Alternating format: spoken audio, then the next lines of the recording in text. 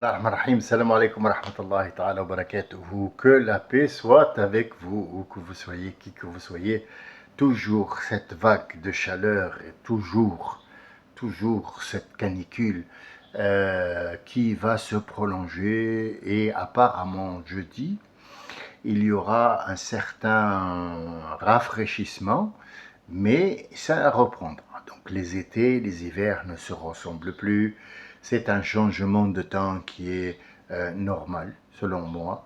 Pourquoi? Parce que je ne représente d'abord aucune société, aucune entreprise. Je ne suis pas Tesla et je ne suis pas l'entreprise ou si vous voulez le truc là de météo France truc. Non, non, pas du tout. Moi, je parle du changement. Le changement a un rythme bien spécial qui a été fait par Allah Azzawajal. Cette quantité d'azote, cette quantité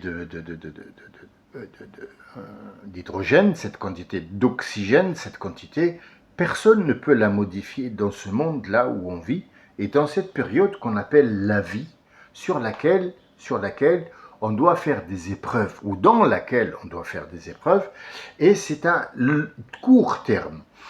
يقول Allah, il dit subhanahu wa ta'ala, les gens, ils sont debout, ils attendent leur jugement.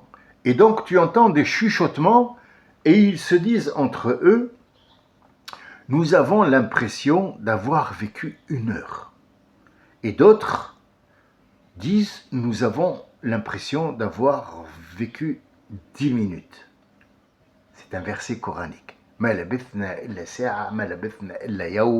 D'autres gens ils disent on a l'impression qu'on a vécu un jour. Effectivement, nous avons vécu 1 heure ou un temps. Pour le calcul que Dieu nous donne, subhanahu wa ta'ala, il dit le jour, indallah, ce que vous appelez vous jour, chez Dieu, pour Dieu, dans la quantification de Dieu, il est de l'ordre de 1000 ans pour nous. 1000 ans. Un jour, c'est 1000 ans. Comment ça? Est-ce que c'est un jour où il y a le soleil qui monte et qui descend? C'est ça le jour pour l'être humain. On ne peut pas dire un jour, c'est autre chose que quand le soleil se lève et il se couche. Ça, c'est un jour et on a compté 24 heures.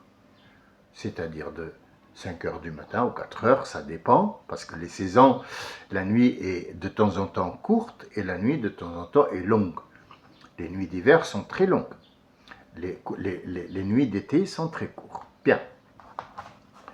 Est-ce qu'on peut dire que Dieu nous parle de ce jour-là, c'est-à-dire du monter du soleil jusqu'au coucher? Est-ce qu'il nous parle de ça? Non. De ce que vous comptez. Ça veut dire votre compte à vous est faux. Le jour qui est comptabilisé, dans lequel nous vivons, c'est 1000 ans. Un jour, 1000 ans. D'accord. Donc moi, si je vis par exemple 60 ans, c'est 60 000 ans fois 60 fois 12 d'abord, puis après, ce qu'on trouve, on le multiplie par 1000. Donc on trouve qu'on a vécu énormément. Comment s'y prendre? Comment comprendre tout ça? C'est compliqué pour quelqu'un qui n'a pas l'esprit ouvert dans la philosophie et qui a vécu pendant 40 ans sous les griffes et l'emprise d'un gourou qui s'appelle imam ou shérif ou je ne sais pas comment il les appelle, ou moulay assab en Inde, sous ses griffes, sous son emprise. Oui, non, ça c'est haram, tu fais pas ça, tu bois pas de l'eau. Comment on fait? Comment on peut comprendre ça? Les archéologues français ont cherché. Ils ont fait ce que Dieu a dit. Malheureusement, ce n'est pas les musulmans qui l'ont fait, ce sont les kuffars qui l'ont fait. Allah, il a dit Siru fil ardi fanzuru kayfa kana al-khalq, kayfa bada al-khalq. Siru, ça veut dire marcher, et non pas rouler, ni voler, ni avec bicyclette. Siru, ça veut dire que chaque centimètre de la terre contient des informations sur la vie qui a été au commencement de ce monde. Ah, d'accord. Tout le monde fait ça? Non, un groupe seulement de chercheurs. Qu'est-ce que ces groupes de chercheurs ont trouvé? Simple, clair, net et très précis. Ils ont trouvé qu'il y avait des dinosaures, il y avait des animaux géants, il y avait des humains. Donc, pour ne pas rentrer dans les détails, et ça pourrait être gênant pour quelques-uns qui ne vont pas comprendre ce que je vais dire, je vais être très simple avec des mots simples.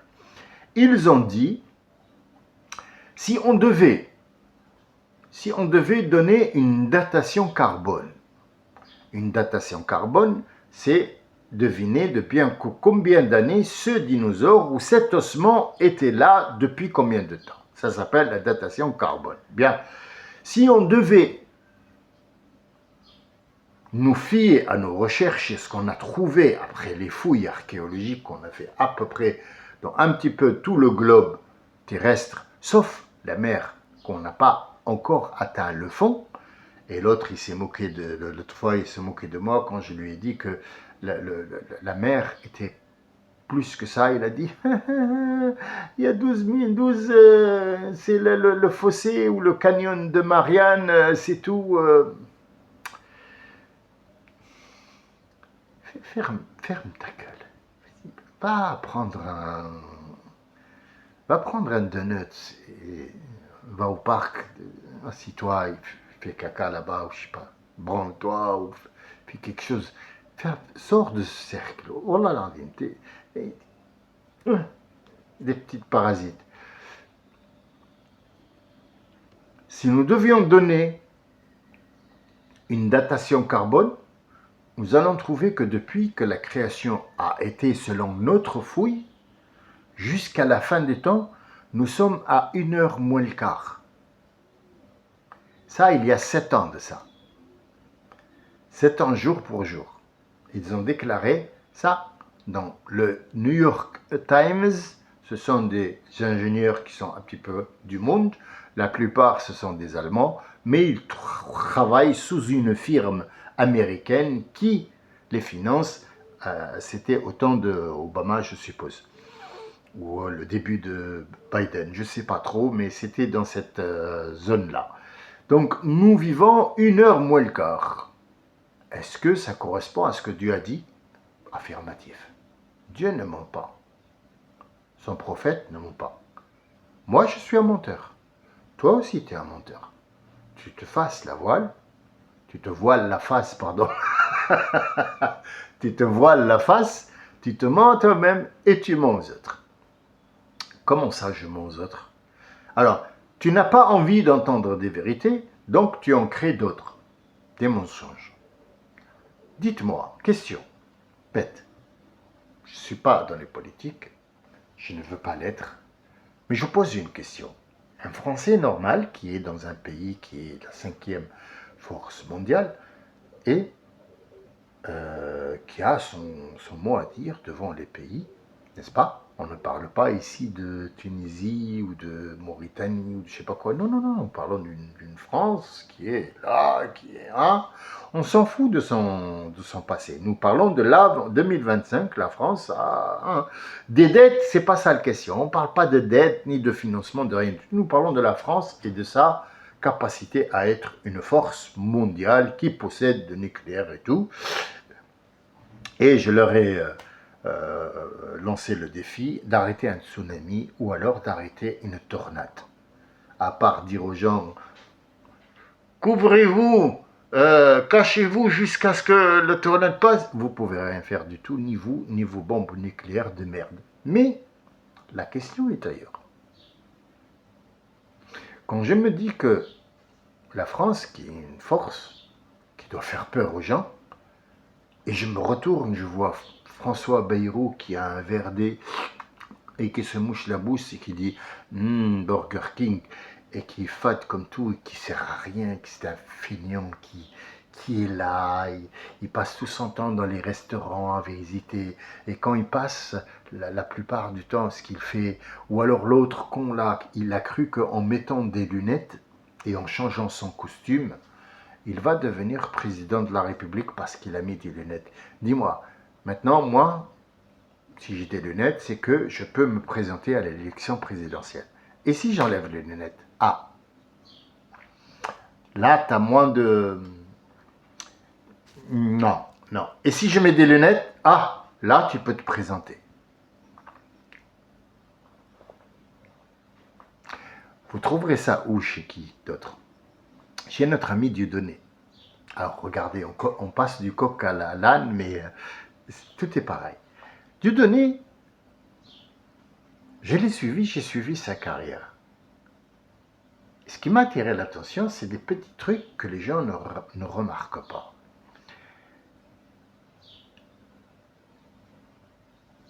Il a vu que son visage devenait vieux.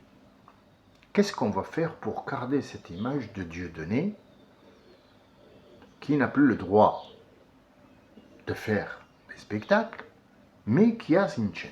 Ah, on va mettre des lunettes. Des lunettes. Le problème, c'est qu'il est mal à l'aise avec les lunettes. Donc déjà, il lit son spectacle de la feuille, et puis à chaque fois, il touche les lunettes, il les remet, il n'a pas l'habitude de lunettes.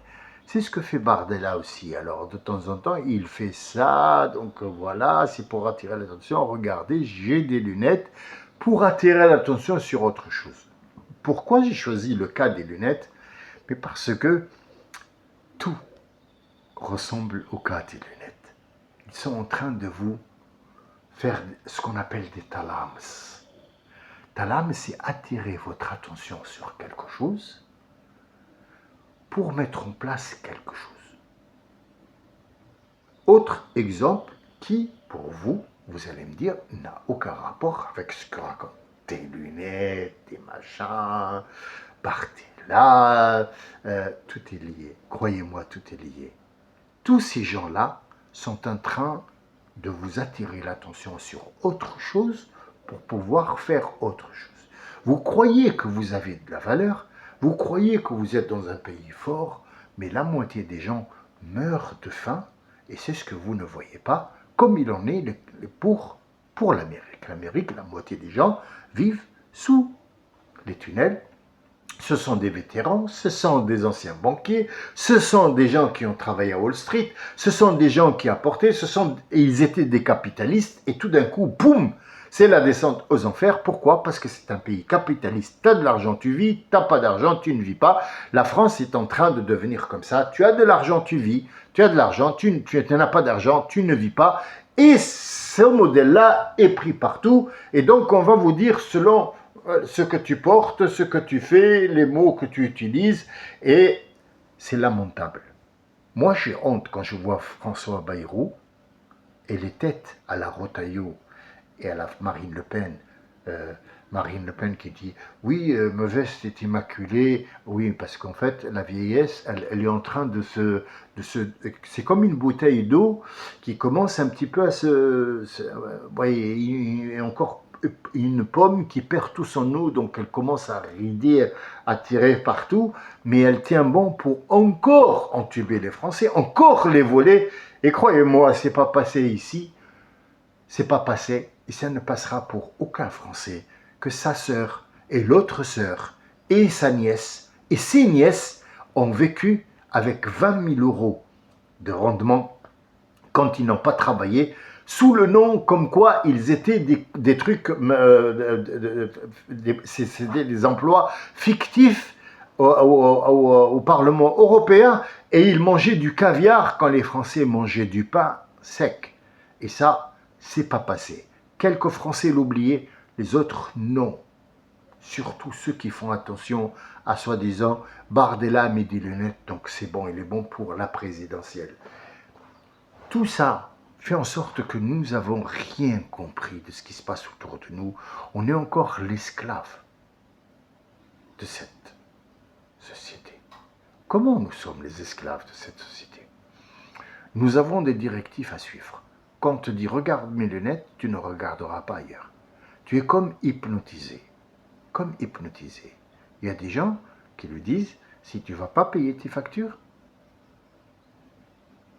tu vas voir la vie dure. » Est-ce qu'elle sera plus dure que quand je paye la facture? Donc en fait, quand je paye la facture ou je ne paye pas la facture, elle est dure. Sachez que le 12 du mois, la moitié, voire les 80%, ça c'est un chiffre que moi-même j'ai déduit. Est-ce qu'il est juste? Je ne sais pas. J'espère mettre en plein dans le mille, parce que j'ai beaucoup regardé ce qui se passe. Et donc, 80%, le 12, ils n'ont plus un sou dans la tirelire.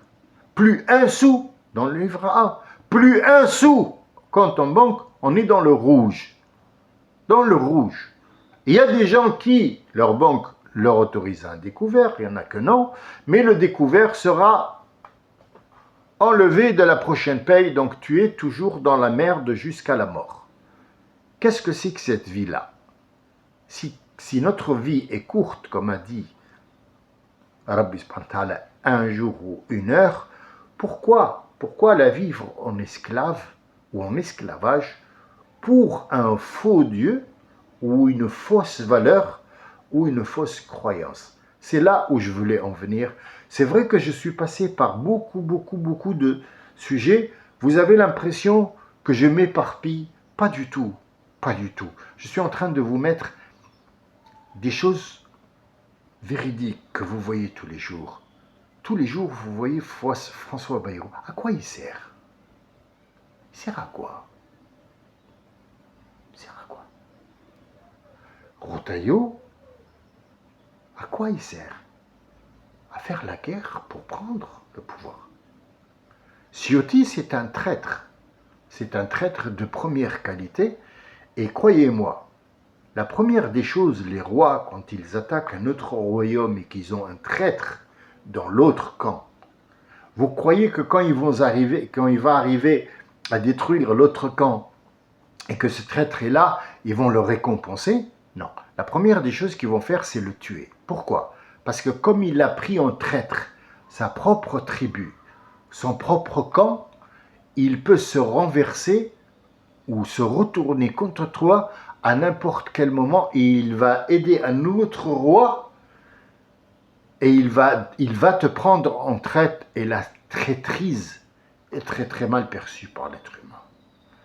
Aujourd'hui, je vague dans les idées. Pourquoi? J'ai envie de reprendre. Et je vais reprendre le Coran, dire voilà, c'est tel verset d'un tel endroit, dans tel endroit. J'ai vu que la plupart des gens écoutaient très bien, mais qui n'avaient aucun pouvoir. Ils écoutaient, ils savaient que ce que je dis, par exemple, il y a 60, soyons modestes, il y a 60% de vrai dans ce que je dis. Ce n'est qu'un point de vue. Le problème, c'est qu'ils ne donnent pas leur point de vue. Pourquoi? Parce que, ou alors, ils n'ont pas connaissance du sujet, ou alors, ils attendent des informations, ou alors, ça ne les intéresse pas, c'est par curiosité. Ce mec-là, il fait rire, de temps en temps, il sort un gros mot, il a une façon bien spéciale à lui de parler, il a des trucs, c'est rigolo, c'est un spectacle. Il a le droit, puisque moi je suis comme ça, je peux être un spectacle, on me l'a dit déjà, je suis différent des autres, même quand je parle en arabe, je parle d'un langage différent. Dans notre langage, il y a des, par exemple, les Tunisiens, c'est moi, ce langage-là, c'est un langage de PD, pour moi. Donc je ne l'accepte pas. Est-ce que moi je suis en train de traiter les Tunisiens de PD? Non. Leur langage, c'est un langage efféminé, qui ne me plaît pas. Donc je vais parler un autre langage, pourtant j'ai, parmi des nationalités que je possède, la nationalité tunisienne, comme j'ai la nationalité algérienne, comme je suis français de nationalité française, comme je suis aussi allemand, par rapport à mes enfants qui sont là-bas, j'ai eu cette nationalité, que je n'ai pas enlevée aussi, donc je suis multinationaliste, et donc je n'ai pas de patrie vraiment que la France que j'aime parce que j'ai passé beaucoup de temps en France et que je voudrais, mon but c'est de traduire ce Coran-là, le traduire mot à mot, reprendre la traduction de zéro dans le sens, mais tout seul je n'y arriverai pas. J'ai fait des études, oui, mais est-ce que j'ai fait des études me donne l'autorisation de faire ça? Je ne crois pas. De toute façon, tu ne pourras le donner que si Al-Azhar est d'accord. Mais la France peut aussi te donner la possibilité de dire, voilà, moi ce Coran-là, cette traduction me plaît puisqu'elle est plus véridique qu'autre chose. Donc on nous a dit que le Coran, il y avait des morts, des tueries, violation de la droit des femmes, violation des droits des enfants, tout ça, c'est pas vrai. La traduction était faussée, donc on a repris la traduction. Y a-t-il des gens qui sont aptes à prendre ce combat, qui ne combat ni État, ni parti politique, ni rien du tout? Nous allons refaire un truc, je vous le dis tout de suite, il n'y en aura pas. Il n'y en aura pas. Du tout. Une fois, j'avais dit, c'était à la réunion, je me suis dit, autant les derniers de mes enfants, qui étaient d'une femme française, je vais les mettre dans le jus, comme ça, ils suivent les frères et sœurs, et puis tous les mercredis, on se voyait chez quelqu'un, un Français converti, qui est d'origine réunionnaise, sa femme est d'origine française de Montpellier, et qui se sont mariés, qui se sont convertis à l'islam, ça fait maintenant 25 ans, mais ils sont posés 25 ans chez les Indiens de la Réunion, les hindous plutôt, et ils n'ont rien appris. Or, dès mon arrivée, moi, je me suis imposé. Bon, il y a eu beaucoup d'interfaces qui étaient un petit peu dur entre eux, moi et les hindous. Donc, en fin de compte, ils ont gagné puisque c'était toute une communauté contre quelqu'un qui était seul, mais il y avait Dieu avec moi. Donc, en fait, ils n'ont rien gagné du tout. J'ai pu donner des informations qui étaient véridiques à des gens qui m'ont dit « Nous avons appris avec toi pendant 2 ans ce que nous n'avons pas appris pendant 25 ans avec les hindous. » J'ai rien donné. C'est pas un mérite. C'est une responsabilité. Allah, il dit Yawm al-Qiyamah, notre prophète sallallahu alayhi wa sallam dit Yawm al-Qiyamah, celui qui a des informations et qui s'est tu. Uljima bilijam min nar yawm al-Qiyamah. Ce masque-là qu'on met pour le Covid, ça sera un masque de feu. Pourquoi? Parce que tu avais la possibilité de donner des informations qui étaient justes et tu as dit je vais me taire, alors aujourd'hui on va te fermer cet endroit-là avec du feu, comme ça tu comprendras que ce que tu as fait n'était pas bien. Dans cette situation-là de la réunion, ce que j'ai fait, c'est que je leur ai dit mercredi, on fait un cours d'arabe facile. On ne va pas rentrer dans la conjugaison, grammaire, machin, le subjonctif du passé. Non, c'est pour juste dialoguer, pouvoir parler en arabe. Et petit à petit, à force et à fur et à mesure de pratiquer, on va chercher ce mot-là. Qu'est-ce qu'il veut dire? Qu'est-ce qu'il veut dire celui-là? Donc, puisqu'on a appris à lire, à écrire, on va chercher le sens dans un dictionnaire. Et donc, après un certain moment, on va trouver qu'on a quelque part des bagages en arabe qui nous permettront d'avancer. Samedi, c'est l'histoire des prophètes. Pourquoi j'ai choisi l'histoire des prophètes et non pas le Coran à expliquer? Le Coran n'explique pas. Je vous donne les prophètes pour que vous allez savoir, vous allez chercher pourquoi Dieu nous parle de ce prophète. Il est mort, ça y est, Nouh, il est mort, il y a eu un déluge. Pourquoi tu nous parles de... Ça y est, il est parti. Non. Nouh n'a pas vécu parce que c'est pour te faire plaisir. Nouh a vécu parce que ce qu'il va vivre lui, tu vas le vivre toi, mais dans ton siècle. Alors qu'est-ce que tu en tires? Qu'est-ce que tu en tires comme conseil? Qu'est-ce que tu prends de Nouh qui pourrait te servir dans ton état normal? Et sachez que ce Coran-là parle de tout le monde. Ça veut dire que tu vas te retrouver Si par exemple tu me dis quel est ton problème, je vais te dire ton problème se trouve dans la sourate telle et telle. Et quand tu vas trouver dans la sourate telle et telle, tu vas trouver que, subhanallah al-azim, cette sourate parle de toi, de ton état à toi. Mais c'est pas possible. Si, c'est le miracle de Mohammed. Il parle de toi. Et après, il va te donner, si tu continues dans cette situation, tu vas tel et tel et tel. Et si tu changes, et c'est ce que je te demande de changer, tu vas trouver tel et tel et tel et tel. Alors, 25 minutes se sont passées. Le temps, il faut le prendre. Et ne pas laisser le temps nous prendre. Si on laisse le temps nous prendre, on n'est plus des êtres humains. On est plutôt des animaux. Parce que l'animal, où il est mangé, où il va manger, et le temps lui presse parce qu'il ne sait pas quand il va être mangé. Donc, ce qui fait que chaque année dans le printemps, ils vont se mettre en route pour la progéniture parce qu'il sait très bien où il va mourir de vieillesse, où il va mourir de machin. C'est un instinct animal, ce n'est pas une intelligence. Donc, en fait, on devient des animaux et ce n'est pas le cas, nous avons un cerveau. Ce cerveau-là, il va nous servir à comprendre les choses qui nous entourent, y compris cette politique de merde, ces clowns qui sont à la télé, la vie que tu mènes, tu es dans quel pays, ce pays-là, qu'est-ce qu'il vaut pour toi, tu es de quelle origine, qu'est-ce que tu veux faire dans la vie, tes enfants, c'est une responsabilité pour toi parce qu'un de ces jours, tu vas les laisser derrière toi et tu vas laisser derrière toi ou un patrimoine ou une merde, excusez-moi pour le mot. Donc, la plupart des gens ont laissé des merdes et j'ai pas encore terminé parce que les signes de la fin du monde, l'autre fois, on les avait entamés, mais on les a pas, on a fait que les effleurer. Aussi, le Coran, on n'a fait que effleurer. Pourquoi j'ai arrêté subitement de prendre des sourates et de les faire? C'est que les gens, peut-être, commencent à comprendre ce que je dis. Surtout ceux qui me suivent depuis longtemps commencent à savoir où je vais et quelle direction je suis. Je ne changerai pas. Mon but, c'est atteindre la ilaha illallah et sadaqallahu al-azim. Je ferai en sorte de prouver que sadaqallahu al-azim, que Dieu a raison et que de son prophète a raison, peu importe ce que je vais subir ou ce que j'ai déjà subi ou ce que je vais vivre, je ne vis pas pour manger, mais je mange pour pouvoir me tenir debout.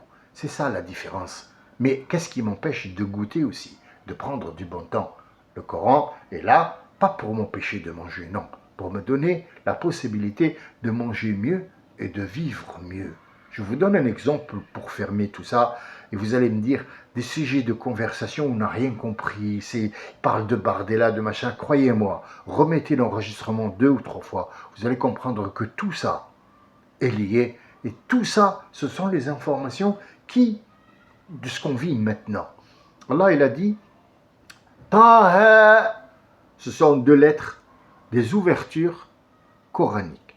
Donc, je vous promets que si j'ai le temps, et j'en aurai, je vais prendre le temps, c'est pas le temps qui va me prendre, je vais essayer de parler des lettres qui sont seules au début de chaque sourate, Elef Lam Mim, Elef Lam Ra, Ha Mim, et ainsi de suite, Elef Lam Ra, Elef Lam Ha Mim, Ta, Ha, Ya, Sin, ces lettres-là, on va en parler, Inch'Allah, pour vous donner une petite idée, ça s'appelle Fawatih as-Suwar, mais disons que Taha ma anzalna alayka al-Qur'an litashqa. Nous n'avons pas révélé ce Coran, nous ne t'avons pas révélé ce Coran pour que tu puisses fatiguer dans la vie, t'épuiser. Non, on t'a donné ce Coran pour que, au contraire, tu puisses avoir une vie épanouie, pleine de bon sens, pleine de bonnes actions et pleine aussi de bienveillance. C'est ce que je vous demande, c'est d'ouvrir votre chakra. Il y en a une qui va rigoler, elle va reconnaître le mot chakra. Ouvrir votre esprit et dire, voilà, moi je vais m'ouvrir à autre chose. Posons-nous la question, Beyrou, avec sa tête, Non, je ne parle pas de la création d'Allah. Hein. Je ne suis pas peut-être plus beau que lui, il n'est pas plus beau que moi, il n'est pas plus moche que moi. Mais disons sa tête, les têtes qui sont là depuis 50 000 ans, les mêmes visages, les mêmes trucs, la tête assiotie à la con, on dirait un œuf. À quoi ils servent? Commençons par ça, les simples. Allez, n'allons pas au Coran, parce que le Coran, il est un petit peu compliqué. Passons à ça. À quoi ils servent? À quoi ils servent? Moi, je suis en train de regarder tout. Même le Attal, là, le dernier, il saute. Il est en train de sauter partout. Il est très excité. Il est là, on saute. Ce n'est pas quelqu'un que je mettrais à la tête d'un pays pour me guider. Il saute. Et s'il saute, on va tous sauter avec lui. Et là, ça fait faire boum. Ciotti, c'est un traître. Il va nous prendre pour un traître. Marine Le Pen va nous voler. Bardella n'a aucune expérience. Il est jeune. Il croit qu'en mettant des lunettes, il est devenu président de la République. Bayrou, rien du tout. Tu ne comprends rien à ce qu'il dit. Il cherche toujours le verre d'eau et il ne sort pas du restaurant. Regardez. Je vais vous donner un autre exemple qui est très... Et cherchez-le, vous allez voir. Gérard Larcher.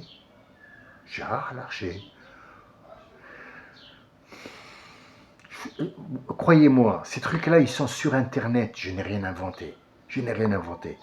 Gérard Larcher mange à lui seul l'équivalent du budget du Parlement européen. Pourquoi? Il a une table spéciale, il ne mange pas avec les autres.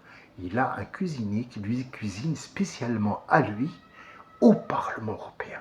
Donc il ne fait que se gaver. Et puis il va s'asseoir sur une chaise qui a coûté 135 000 euros. Dites-moi, est-ce que moi, j'aime la France ou pas? Et si j'aime la France, est-ce que je peux me donner les moyens de la sauver en enlevant toutes ces têtes-là? Oui ou non? C'est une question que vous devez poser à vous-même. Je ne fais que parler, je ne fais partie d'aucun truc politique, je ne fais pas de truc d'amalgame, je ne fais pas de révolution, juste je parle en tant que Français. J'aime cette France et je ne voudrais pas qu'un de ces crétins-là soit à la tête de ce bouton rouge pour nous mettre tous dans la merde. Voilà ce que je voulais dire. Je vous remercie de votre attention aujourd'hui. Ce n'était pas grand-chose, mais au moins, j'ai sorti ce que j'avais à l'intérieur de moi. Et peut-être que la prochaine fois, on prend les lettres qui sont dans le Coran. Je sais qu'il y a beaucoup de gens qui attendent ça et qui veulent savoir à quoi correspondent ces lettres-là. Vous allez être stupéfiés. Je vous remercie. Je vous dis à la prochaine fois. Inch'Allah. Salam alaikum.